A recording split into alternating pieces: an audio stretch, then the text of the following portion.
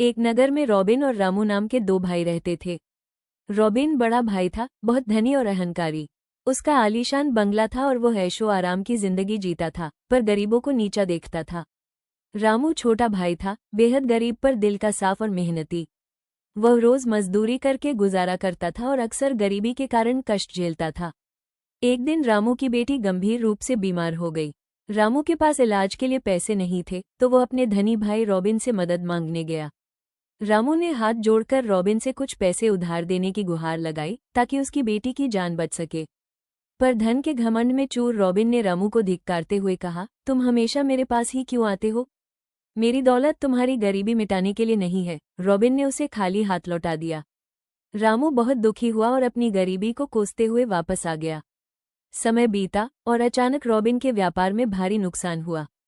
एक के बाद एक उसकी सारी संपत्ति डूब गई। वह अब सड़क पर आ गया था, उसके पास खाने को भी कुछ नहीं था। उसके सारे दोस्त और करीबी लोग उसे छोड़ गए। निराश होकर एक दिन वह एक पुराने पुल के नीचे बैठा था, भूख और लाचारी से टूटा हुआ। तभी वहां से एक अच्छी पोशाक में एक व्यक्ति गुजरा। रॉबिन ने सिर उठाकर देखा तो वो रामू था। रामू अपने छोटे से व्यवसाय में सफलता पाकर अब एक खुशहाल और समृद्ध जीवन जी रहा था। रॉबिन ने शर्म से अपनी नजरें झुका ली। उसे वो दिन याद आया जब उसने अपने भाई की मदद करने से इनकार कर दिया था। रामू ने अपने भाई को पहचान लिया।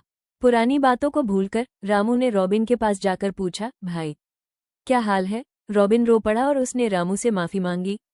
रामू ने बिना एक शब्द कहे उसे गले लगा लिया और उसे अपने घर ले आया। रामू ने अपने बड़े भाई को अपने व्यवसाय में भागीदार बनाया और उन्हें फिर से सम्मानपूर्वक जीवन जीने का मौका दिया।